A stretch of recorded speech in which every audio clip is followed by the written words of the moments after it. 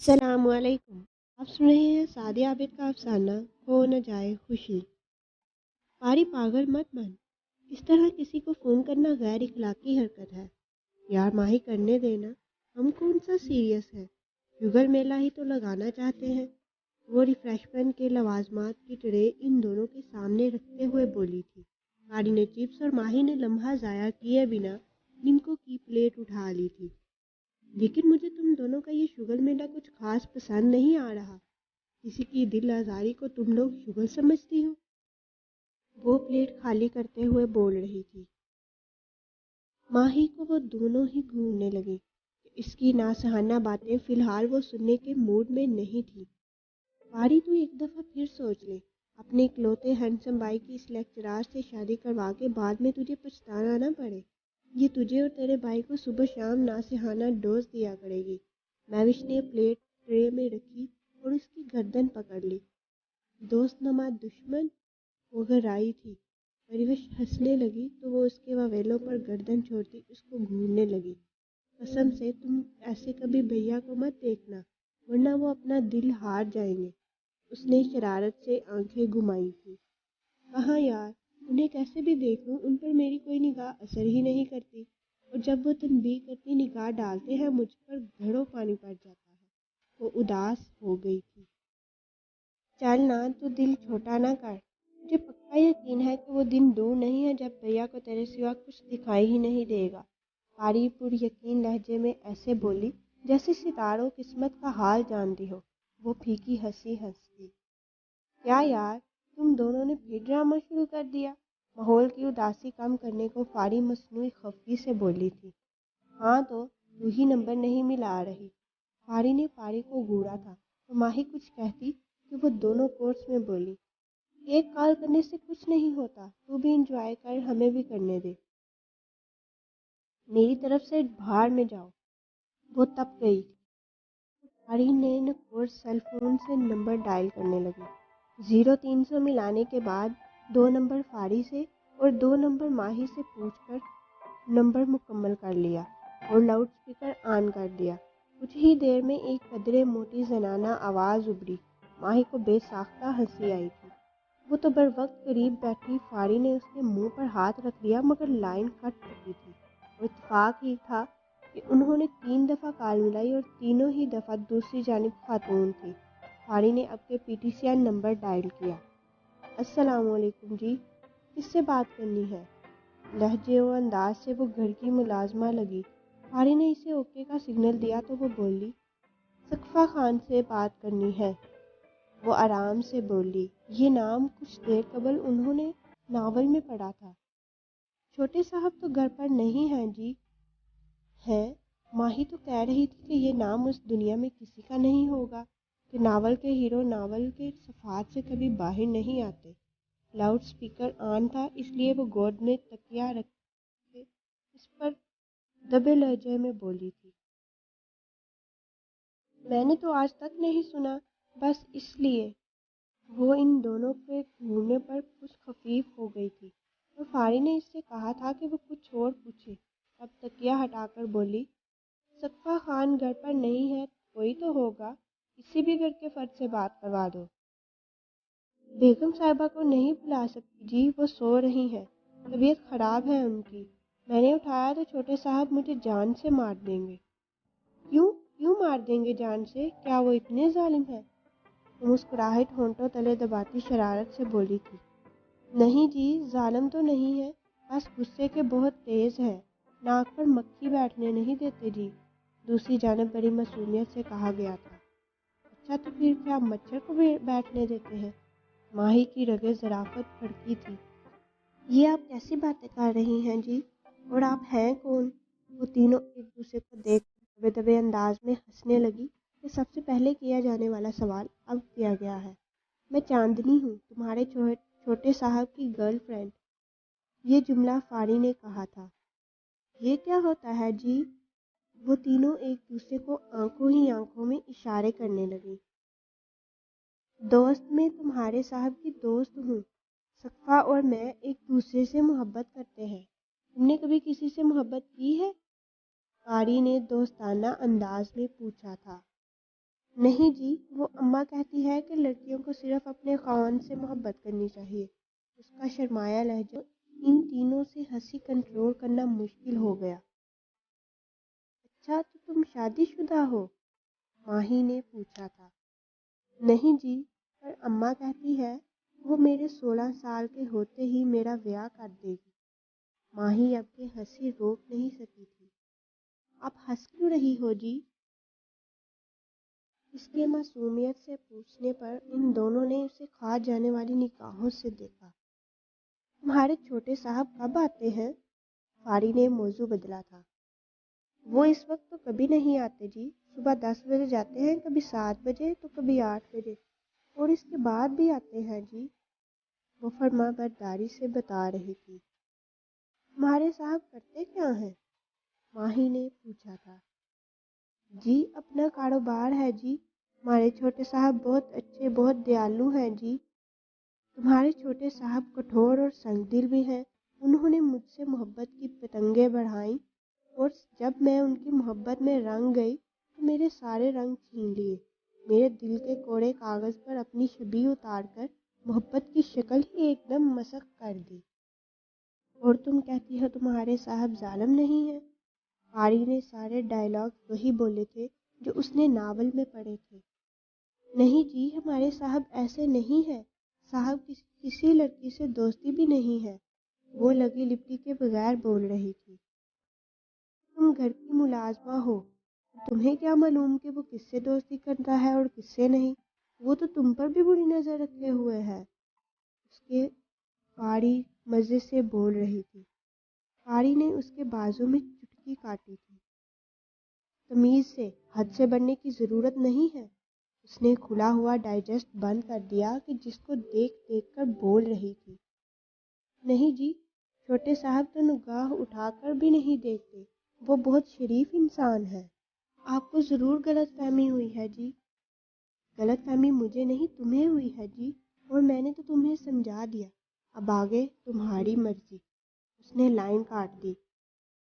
کیا ضرورت تھی لائن کاٹنے کی، اتنا مزہ آ رہا تھا۔ اس نے پاری کو گھوڑا۔ تمہیں وہ سب بکواس کرنے کی کیا ضرورت تھی؟ پاری نے فاری کو کھا جانے والی نگاہوں سے دیکھا تھا۔ میں تو صرف وہی بول رہی تھی جو پڑھ رہی تھی، وہ ناسمجھی سے بولی تھی کہ طے ہی یہ پایا تھا کہ جس سے بھی بات کریں گی ڈائیلاگ ناول میں سے دیکھ کر ہی بولیں گی۔ جاہل لڑکی، کبھی دھیان بھی دے لیا کرو، صفحے الٹ چکے ہیں، اور تو نے پتہ نہیں کیا کچھ اس افسانے میں سے دیکھ کر بول دیا۔ وہ لڑکی لہجے سے ہی معصوم لگ رہی تھی۔ اس نے یہ سب اپنے چھوٹے صاحب یا بیگم صاحبہ سے کہہ دیا تو اس کی نوکری بھی ختم ہو سکتی ہے۔ لو، صفحے الٹ گئے تو مجھے کیا پتا؟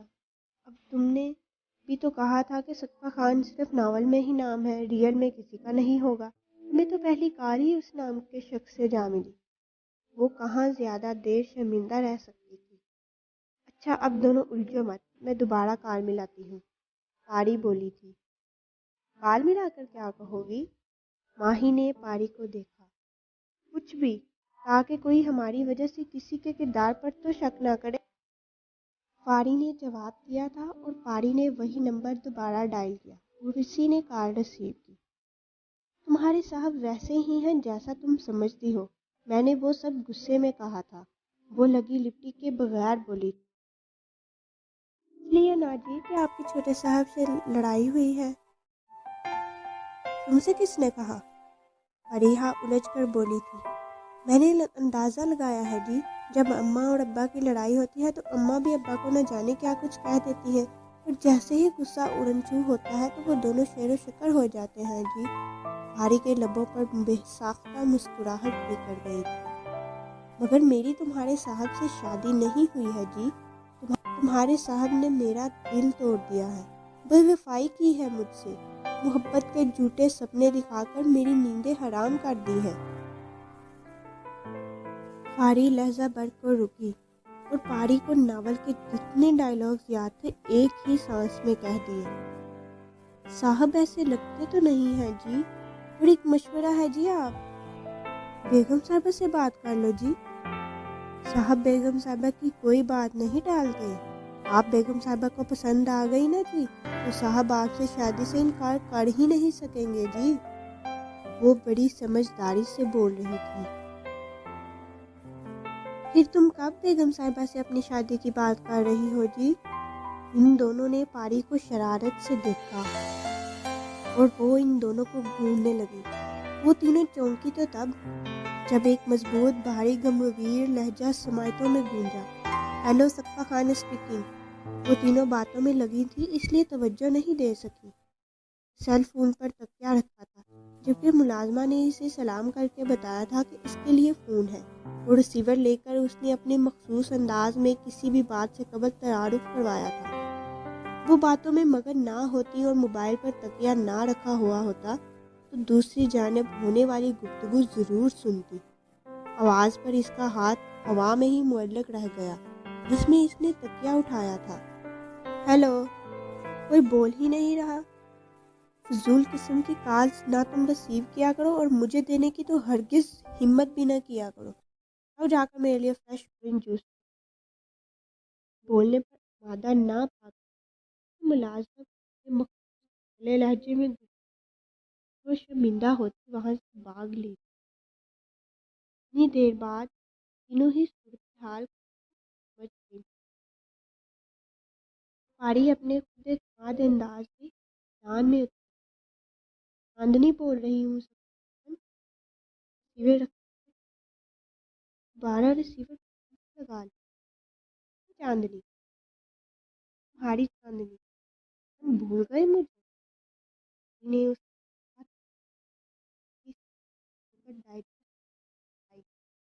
ڈائلاگ کہہ دیا۔ آپ محترمہ، میں آپ کو نہیں جانتی۔ آ گیا، مر جاؤں گی تمہاری بے اتنا ہی میری جان لے لے گی۔ بھرپور لہجے میں لگی پر یو شٹ اپ۔ خوب تم جیسی لڑکیوں کو سمجھتا ہوں۔ گزاری کے سب بہانے ہیں مگر میں کوئی فالتو بندہ نہیں ہوں۔ یہ چھچوری رومانوی باتیں اپنے جیسے سناؤ۔ دا کال کی تو وہ حال کروں گا کہ یاد رکھو گی۔ وہ فون پٹخ کر گیا تھا اور وہ تو ایسے سن ہوگی۔ ان دونوں کو تشویش ہونے لگی۔ کسی نے اس کا کندھا ہلایا کہ آنکھوں سے آنسو گرنے لگے۔ اسی لیے تم دونوں کو منع کر رہی تھی۔ دونوں ہی خواہ میں شرمندہ ہو گئی ہیں۔ پریوش اپنے والدین کی اکلوتی بیٹی ہے اور اس کا ایک ہی بھائی ہے، عبدالمقید شیرازی۔ عبدالمقید شیرازی کے یہی دو بچے تھے۔ ان کا اپنا گاڑیوں کا شو روم ہے۔ پہلے وہ اکیلے سنبھالتے تھے۔ عبدالمقید نے تعلیم مکمل کر کے باپ کا بزنس سنبھال لیا تھا۔ مہوش پریوش کی چچا زاد تھی۔ مہوش کے پیرنٹس کی ڈیتھ ہوئی جب وہ محض 4 برس کی تھی۔ مہوش کی پرورش عبدالمقید کے پیرنٹس نے کی تھی۔ مہوش اور پریوش دونوں ہم عمر تھی۔ مہوش اس سے محض 11 دن بڑی تھی۔ وہ دونوں ترنگ میں ہوتی تو اس کو بہت انجوائے کرتی تھی کہ مہوش اس پر روب جھاڑتی اور وہ مسمسی سی صورت بنا کر اس کے روب میں آ جاتی۔ پھر دونوں کی ہنسی اور شرارتوں سے شیرازی ہاؤس کے در و دیوار چہک اٹھتے تھے۔ دونوں میں خوب ہی بنتی تھی۔ ایک دوسرے کے بغیر دونوں کا گزارا ہی نہیں تھا۔ دونوں ایک جاں اور ایک قالب ہوا کرتی تھی کہ کالج میں فریحہ سے دوستی ہوئی اور وہ تینوں ایک دوسرے کے لیے لازم و ملزوم بن گئی کہ فریحہ اپنے والدین کی اکلوتی اولاد تھی اور شیرازی ہاؤس کے سامنے والا ان کا ہی بنگلہ تھا۔ وہ لوگ لاہور سے کراچی شفٹ ہوئے تھے۔ تینوں ایک دوسرے کے بغیر رہنے کا تصور بھی نہیں کرتی تھی۔ BCom پارٹ 2 کے پیپرز دے کر فارغ تھی۔ کبھی شیرازی ہاؤس میں تو کبھی فریحہ ولاز میں تینوں شرارتیں کرتی پائی جاتی، لیکن تینوں ہی کے ہی پاس کافی عرصے سے اپنے اپنے سیل فون تھے، مگر انہوں نے آج کل کے نوجوانوں کی طرح اسے کبھی یوز نہیں کیا تھا۔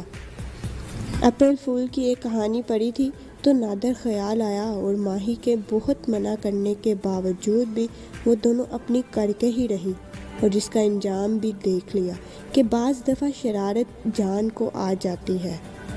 پاری کے پیچھے وہ بھی لگ گئی۔ کہ اس کے آنسو کہاں برداشت ہوئے تھے۔ فریحہ ولاس کا گیٹ عبور کر کے اپنے گھر کی طرف بڑھ رہی تھی کہ گیٹ سے نکلتے عبدالمقید سے بری طرح ٹکرائی تھی۔ آئی ایم سوری، نگاہ اٹھائی تھی اور عبدالمقید کو غصے سے گھورتے پا کر لفظوں نے ساتھ دینے سے انکار کر دیا۔ اس نے اس کے بازو پر گرفت کی اور اسے تقریباً اپنے ساتھ گھسیٹتا گھر کے اندر لے آیا۔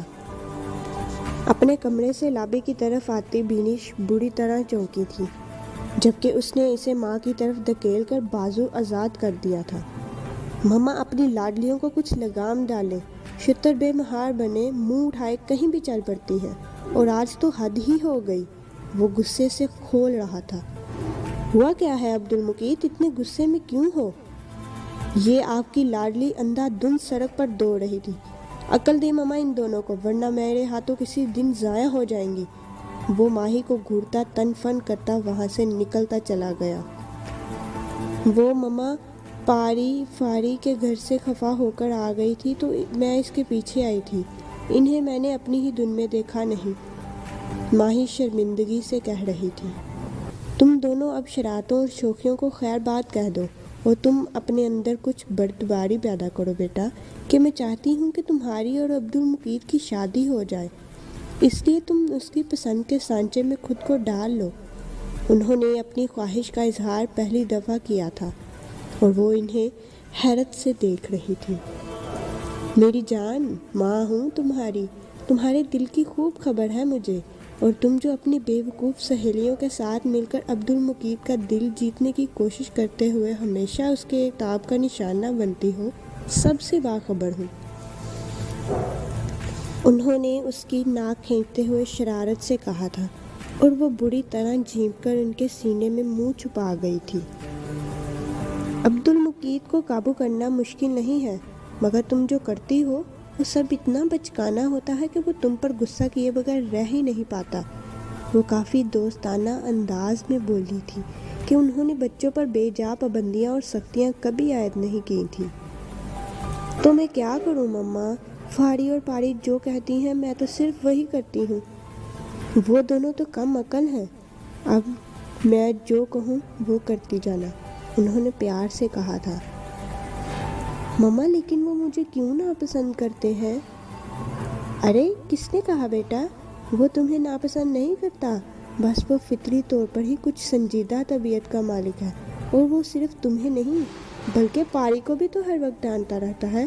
میں جانتی ہوں کہ تم دونوں وقت کے ساتھ سنجیدہ ہو جاؤ گی، مگر میں چاہتی ہوں کہ تم عبدالمقید کی نگاہ میں کچھ ایسے سما جاؤ کہ وہ کہیں اور دیکھ ہی نہ سکے، کہ تم سے زیادہ پیاری، باسیرت، باکردار بیوی میرے بیٹے کو مل ہی نہیں سکتی۔ اور تم نے کچھ نہیں کرنا، بس دھیرے دھیرے صرف خود کو عبدالمقید کی پسند کے سانچے میں ایسے ڈالنا ہے کہ تمہاری انفرادیت بھی برقرار رہے، کہ میں یہ کبھی نہیں چاہوں گی کہ میری بیٹی کی خود مختاری متاثر ہو۔ صرف اس لیے اس کا رجحان دیکھتے ہوئے آج میں نے تم سے بات کی کہ تمہارے پاپا چاہتے ہیں کہ اب تم دونوں جلد شادی کا فیصلہ کر لو، مگر میں نے ابھی عبدالمقید سے بات نہیں کی کہ تم ہر لحاظ سے عبدالمقید کے لیے پرفیکٹ ہو، مگر کہیں یہ چھوٹے چھوٹے اختلافات کی وجہ سے اس نے انکار کر دیا تو صرف تم نہیں میں بھی ہرٹ ہوں گی، کہ میں صرف عبدالمقید کی نہیں تمہاری بھی ماں ہوں، اور جو تم سے کہہ رہی ہوں وہ صرف تمہاری بھلائی کے خیال سے، ورنہ پھر تو عبدالمقید کی ماں بن کر تو تم پر حکمرانی کروں گی بہو رانی صاحبہ۔ وہ جو ان کو توجہ سے سن رہی تھی، حیا کی سرخی گالوں پر دوڑ گئی اور وہ جھیم کر ان کے پہلو سے اٹھ گئی۔ میں جانتی ہوں مما کہ رشتہ چاہے بدلے نہ بدلے، آپ کا پیار کبھی نہیں بدلے گا، وہ یقین سے بولی اور ماں کے رخسار کو چومتی وہاں سے بھاگ گئی۔ اوف، یہی تو حرکتیں ہیں جو عبدالمقید کو نہیں پسند، چلتی نہیں ہے کلانچے بڑھتی ہے۔ انہوں نے تعصب سے سوچا اور نئے خیال کے آتے ہی اس پر کیسے عمل کرنا ہے سوچتی مسکرا دی تھی۔ صفا آج گھر جلدی آ گئے بیٹا، سب خیریت رہی؟ وہ کچھ دیر قبل ہی سو کر اٹھی تھی۔ عصر کا وقت ہو رہا تھا اور وضو کرنے چل دی لوٹی تو بیٹے کو دیکھ کر خوشگوار حیرت ہوئی کہ وہ اس وقت آفس میں ہوتا تھا۔ آپ کی طرف سے فکر مند تھا، آفس میں ذہن نہیں لگا تو آ گیا۔ اب آپ کی طبیعت کیسی ہے؟ وہ ماں کو شانوں سے تھامے بیڈ پر بٹھاتے ہوئے نرمی و ادب سے مخاطب تھا۔ میں ٹھیک ہوں بیٹا، اس عمر میں یہ تو سب لگا رہتا ہے۔ وہ بیٹے کی فکر کہاں دیکھ پائی تھی۔ صفا ان کا اکلوتا بیٹا تھا، وہ خود دل کی مریضاں تھی۔ اگرچہ شوہر کی وفات کے بعد ہمت سے ڈٹ کر مشکلات کا سامنا کیا، 11 سالہ بیٹے کو اعلیٰ تعلیم دلوا کر زمانے سے مقابلہ کرنے کے قابل بنایا، اور جب اس نے عملی زندگی میں قدم رکھا تو وہ سب کچھ اس کے حوالے کر کے گھر کی ہو گئی تھی، اور اب وہ تھک چکی تھی کہ آزمائشوں سے بڑی کٹھن زندگی میں تنہا ہی گزاری تھی۔ آپ اپنا خیال رکھا کریں، گھر میں اتنا رہیں۔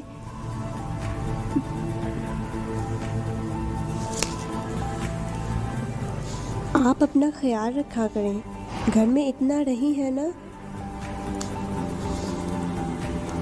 آپ اپنا خیال رکھا کریں، گھر میں اتنا رہی نہیں ہے نا تو قنوطیت اور ڈپریشن کا شکار ہونے لگی ہے۔ جم اور پارٹیز تک میں جانا بند کر دیا ہے۔ مما باہر نکلیں، میں آپ کو پہلے کی طرح تازہ اور دم دیکھنا چاہتا ہوں۔ ایسے آپ بالکل اچھی نہیں لگتی۔ تم شادی کر لو، صفا گھر میں بہو آئے گی تو گھر اچھا لگے گا۔ میں تمہارے بچوں کو گودوں میں کھلانا چاہتی ہوں، اسے میری آخری خواہش۔ مما ایسے کبھی مت کہیے گا، آپ نے جینا ہے اور بہت سارا جینا ہے۔ ماں کی بات پر وہ تڑپ گیا کہ وہی تو اس کی کل کائنات تھی۔ اب زندگی کا کچھ بھروسہ نہیں ہے۔ تم شادی، آپ دل دکھانے والی باتیں نہ کریں ماما، شادی کے لیے میں تیار ہوں، بس آپ خوش رہا کریں۔ وہ ماں کے ہاتھ تھامتا عقیدت سے انہیں چومنے لگا اور وہ بیٹے کے راضی ہو جانے پر نہال ہو گئی تھی۔ ماما میں آپ کی پسند سے شادی کروں گا، آپ عصر کی نماز ادا کر لیں، میں کمرے میں جا رہا ہوں، کسی چیز کی ضرورت ہو تو مجھے بلا لیجیے گا۔ وہ اس کی پسند پوچھنے لگی تھی تو وہ سارے اختیارات انہیں سونپتا ان کے کمرے سے نکل آیا۔ وہ ایک دم ہی ساری بیماری بھول بھال دوبارہ سے ایکٹیو ہو گئی۔ 2-4 لڑکیاں نظر میں تھیں مگر بیٹے کے مزاج پر پوری اترتی محسوس نہ ہوئی تھی تو غور بھی نہ کیا تھا۔ اب ہر دوسری لڑکی کو وہ بڑی جانتی نگاہوں سے دیکھتی تھی۔ ان کا دل اور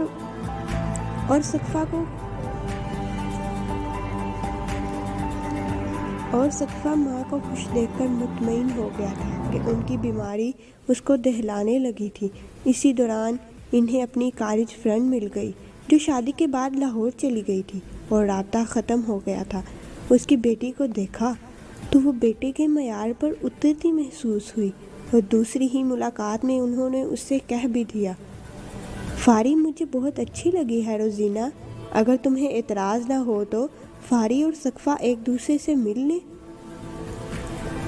صفا سے میں ملی ہوں، میں ہر لحاظ سے مجھے وہ بہت اچھا انسان لگا ہے کہ فاری کے پاپا پچھلے دنوں اس کی کافی تعریف کر رہے تھے، مگر میں تم سے معذرت چاہوں گی، فاری کی اس کے کزن سے بات بچپن میں ہی ہو گئی تھی اور بچوں کو کوئی اعتراض بھی نہیں ہے۔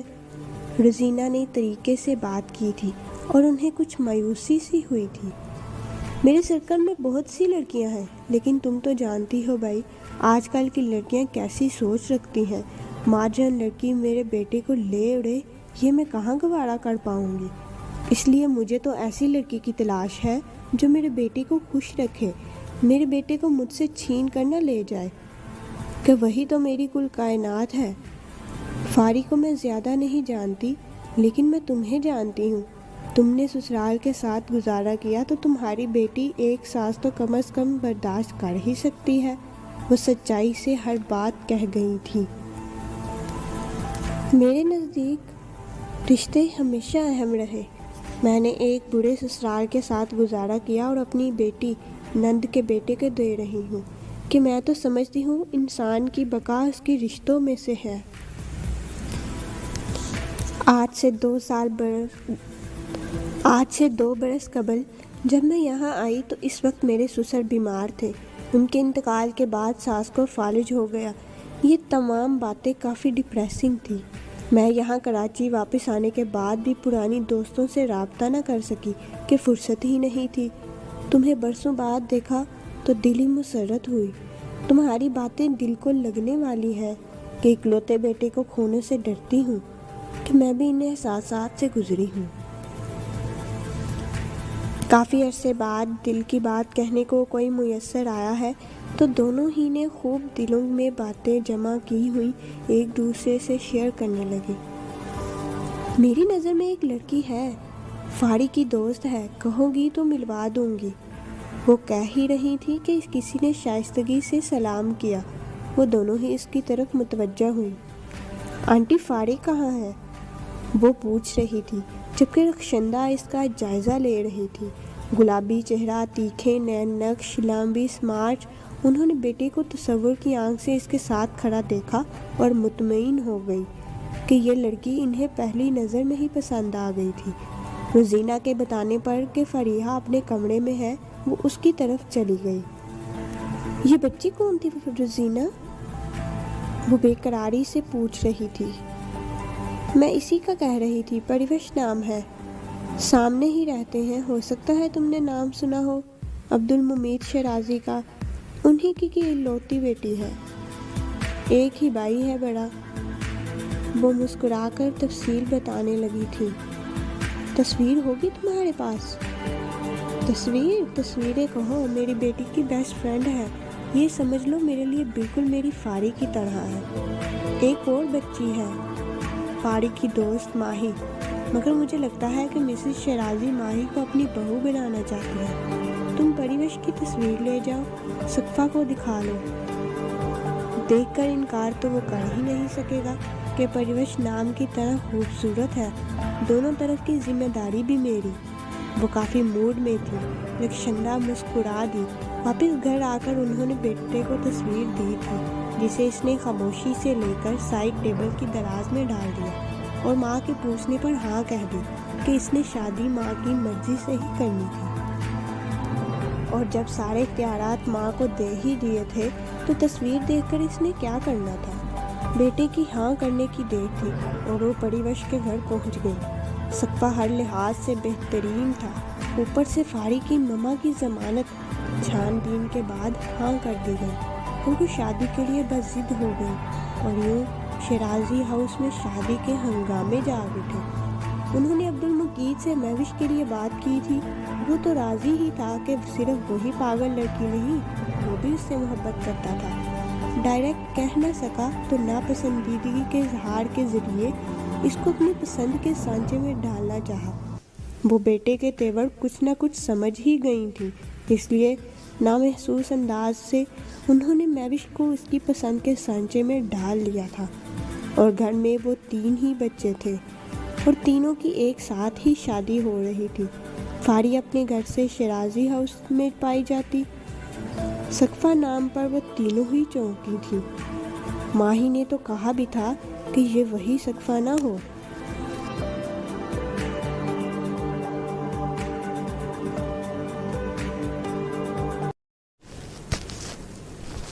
اور اس خیال کے بعد وسیم، جس سے کال کی گئی تھی، ڈھونڈی مگر مل کے ہی نہ دی کہ نمبر بھی یاد نہیں تھا۔ پھر فاری کو ملازمہ کا خیال آیا اور فاری باقاعدہ سقفہ کاٹیج میں کم عمر ملازمہ دیکھنے گئی تھی، مگر وہاں کوئی کم عمر ملازمہ نہ تھی۔ اور پھر وہ دونوں ماہی پر چڑھ دوڑی تھی، جس نے کہا تھا کہ ناول کے نام صرف ناول میں ہوتے ہیں، اور وہ بیچاری تو سنی ہوئی بات کہہ کر پچھتائی تھی۔ پریوش کو مہوش نے سقفہ کی تصویر بہت ستا کر دکھائی تھی، اور وہ تو جیسے ایک نظر اس کے خوبرو چہرے، مغرور ناک اور ذہانت سے چمکتی کچھ بولتی آنکھوں کو دیکھ کر ہی اپنا دل ہار گئی تھی۔ ماہی، یہ تو بہت ہینڈسم ہے یار، پاری کھوئے ہوئے انداز میں بولی تھی۔ یہ ہینڈسم ہے تو میری جان کون سی کم ہے، چاند سورج کی جوڑی لگے گی، ماہی نے پریوش کو گدگدایا تھا۔ میں مما کو تمہاری طرف سے ہاں کہہ دوں گی۔ ماہی نے رخسار پر چٹکی لی تھی اور پاری جھیم گئی تھی۔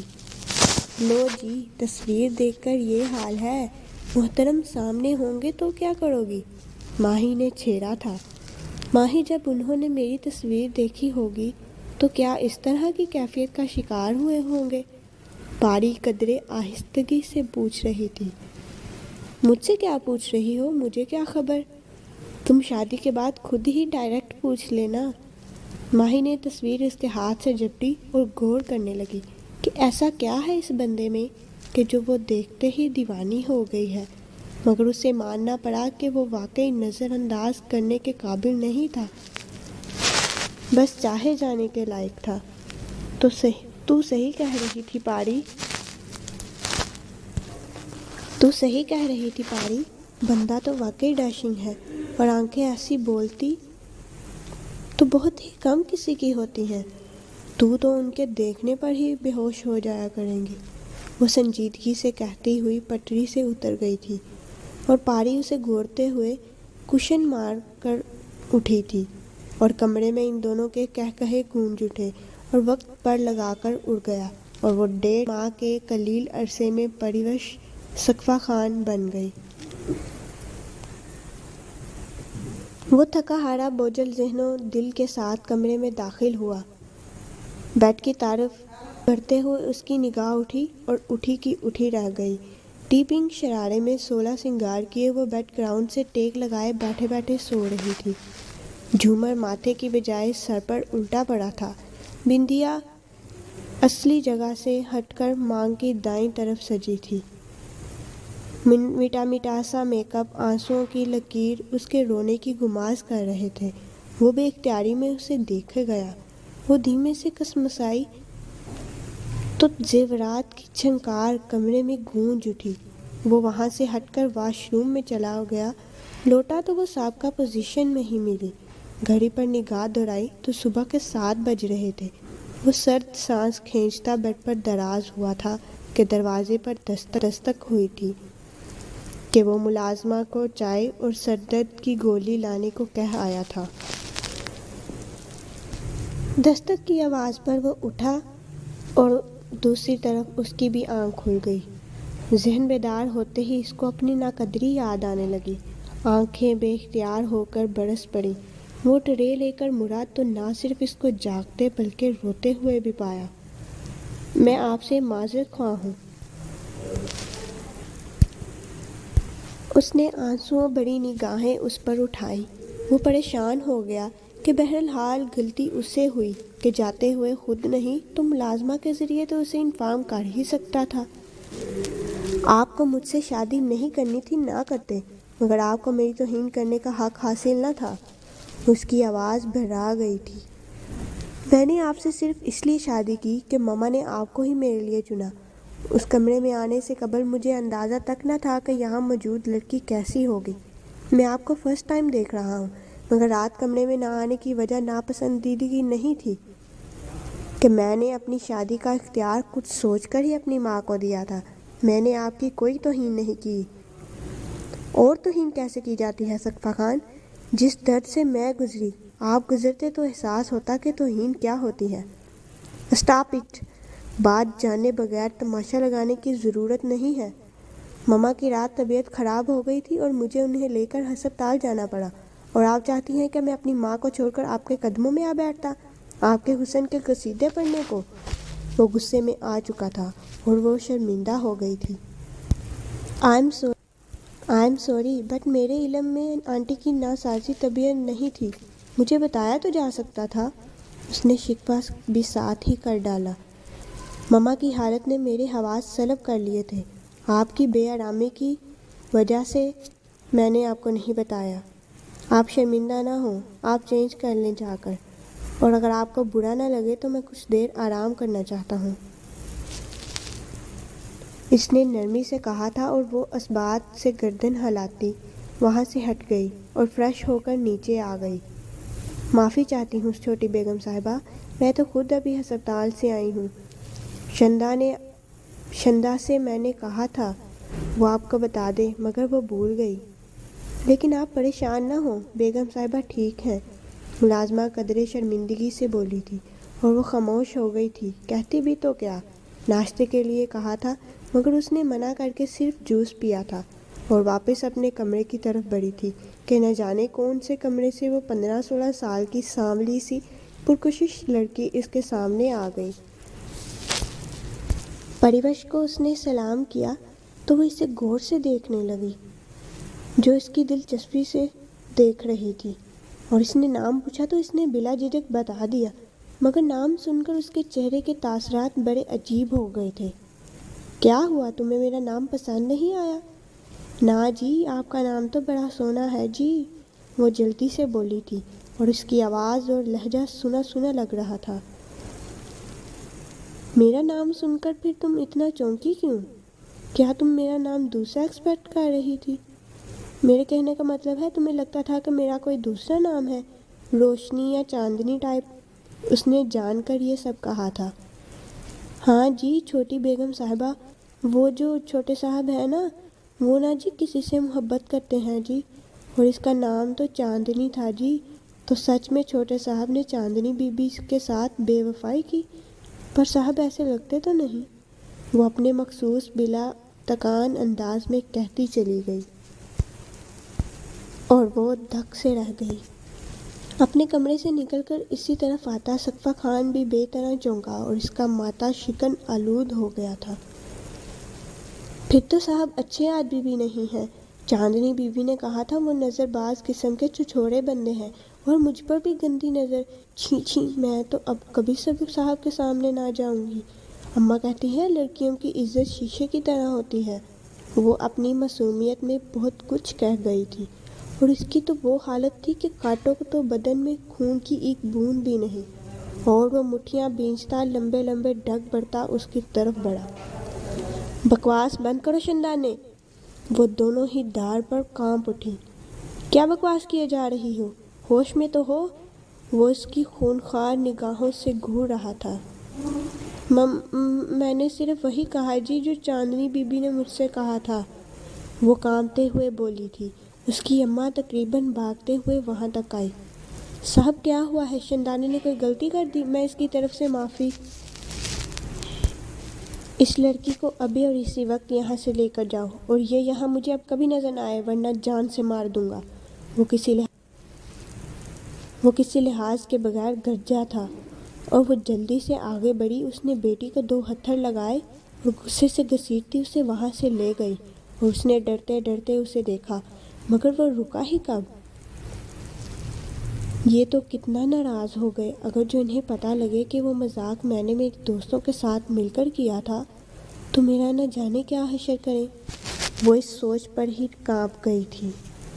ناشتہ بھی اس نے محض زہر مار کر کیا، اور وہ اسے لیے ماں کے پاس ہاسپٹل آ گیا کہ رات ان کو دوسرا شدید ہارٹ اٹیک ہوا تھا۔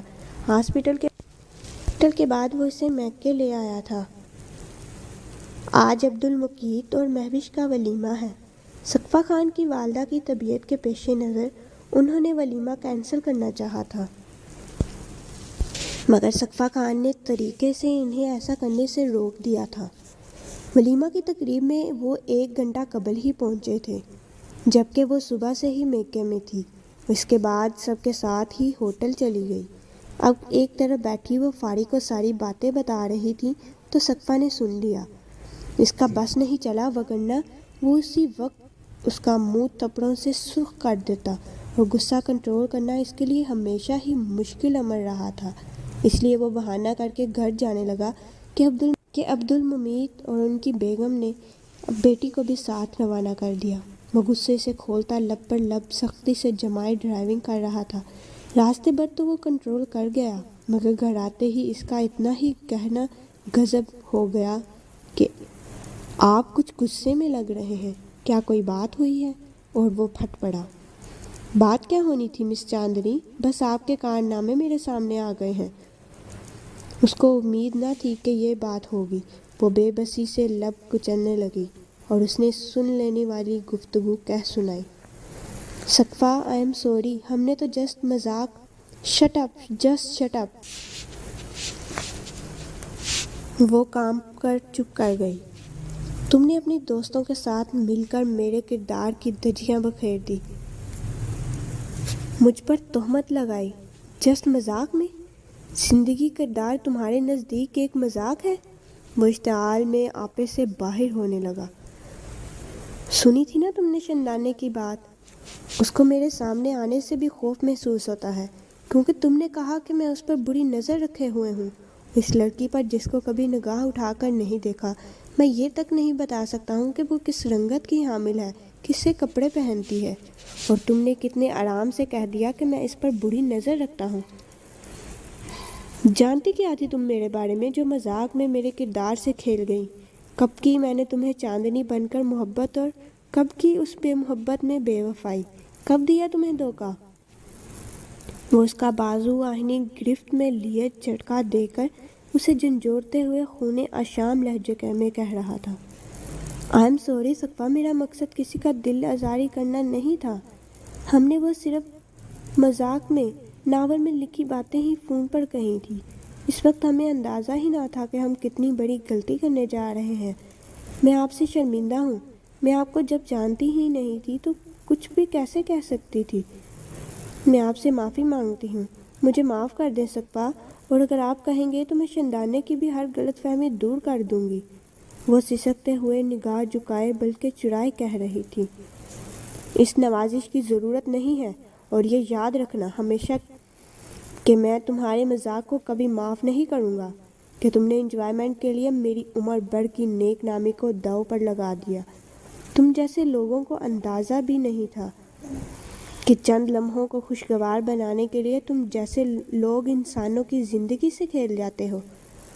تم میری ماں کی پسند ہو، اس لیے میں ساری زندگی تمہارے مذاق کی تلخی سہتے ہوئے تمہارے ساتھ گزارا کر لوں گا، مگر میں اپنی ماں کو ہرٹ نہیں کر سکتا، اور شاید کہ وقت کے ساتھ ساتھ یہ تلخی کم ہو جائے، لیکن کبھی میں تم پر بھروسہ نہیں کر پاؤں گا۔